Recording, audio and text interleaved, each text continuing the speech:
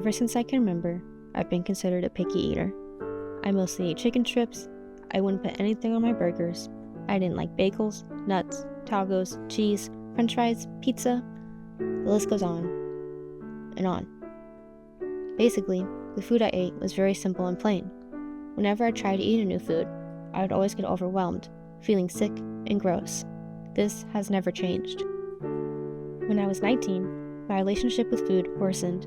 Just the idea of eating caused me to feel sick. I avoided eating as much as I could. Eating made me want to puke. Not to lose weight, but because it caused a disgusting feeling and it felt like puking was the only way to feel better. I started to rely on smoking weed to make me hungry and mask my aversion to food. But I didn't want to be high all day, so I only ate in the evening. When I finally worked up the courage to talk to my therapist about this, she suggested I find a new therapist, one who was trained with eating disorders. I had never considered that I have an eating disorder.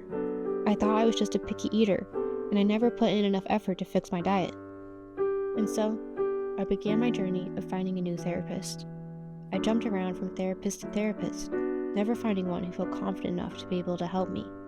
This made me feel even worse. There's so much wrong with me that not even a trained professional can help.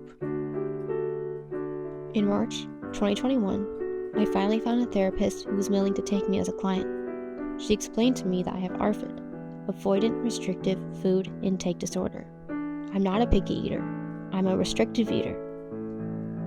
Receiving this diagnosis was like a weight off my shoulders. I had always blamed myself for my food problems, but now I know that I've been struggling with an undiagnosed eating disorder my whole life. I worked with my therapist on coming up with neutral and positive thoughts to combat my negative thoughts. Whenever I find myself thinking of how gross food is, I remind myself that food is beneficial and gives me energy. Over time, I was able to eat again without having to smoke weed beforehand. Now, I am also seeing a dietitian. She helps me with exposure to new foods to expand my diet. Since working with her, I've become comfortable with broccoli, mandarin oranges, and bananas. That may not seem like a lot, but those are big wins for me. I'm not always able to try new food, and I have to remind myself that recovery isn't linear. Talking about food, smelling food, cooking, and eating still grosses me out. But that's okay. Sometimes I can add a new food to my meal, and sometimes I have to smoke in order to eat some chicken nuggets. And that's okay. I still have a long way to go, but I'm hopeful that one day I won't be overwhelmed by food. My dream is to be able to go to a restaurant without having to look at the menu beforehand and request changes to my meal.